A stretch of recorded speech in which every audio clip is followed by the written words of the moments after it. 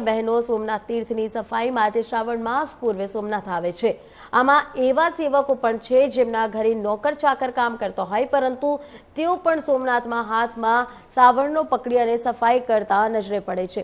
ત્યારે સોમનાથમાં અમદાવાદના આ ભાઈ બહેનો સફાઈ અર્થે પહોંચ્યા હતા। તેઓએ ડીજેના તાલે હર હરના નાદ સાથે સોમનાથ મહાદેવને ધ્વજારોહણ કર્યું હતું। બધા ભક્તોએ નાચગાન સાથે શિવ આરાધના શ્રાવણ માસ પૂર્વે કરી હતી અને ધન્યતા અનુભવી હતી। સોમનાથ દાદાને અમદાવાદ બાપા સીતારામ સેવા મંડળના 300થી વધારે સેવકોએ ડીજેના તાલ અને ધૂન ભજનની રમઝટ સાથે ધ્વજારોહણ યાત્રા કાઢી સોમનાથ મહાદેવને થાળ ધરી પૂજન કરી અને ધ્વજારોહણ કર્યું હતું। તેઓ છેલ્લા 15 વર્ષથી સોમનાથમાં શ્રાવણ માસ શરૂ થયા તે પહેલા સોમનાથ મંદિર તથા સોમનાથ ટ્રસ્ટ હસ્તકના તમામ મંદિરો અને અતિથિ ગૃહોમાં સફાઈ સેવા ભક્તિ તો કરતા આવ્યા છે।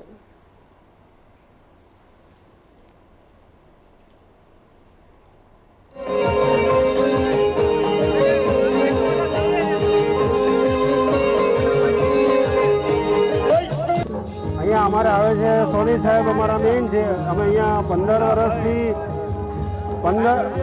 વર્ષથી અહીંયા મંદિરની સફાઈની સેવામાં આવીએ છીએ।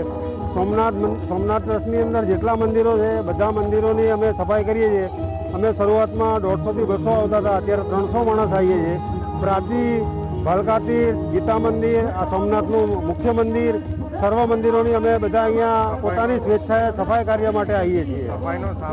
અને ટોટલી સફાઈનો સામાન છે કે અમારા સ્વ ખર્ચે અમે આવીએ છીએ અહીંયા। અને અમારા 14 વર્ષ પૂરા થયા, 15મું વર્ષ છે।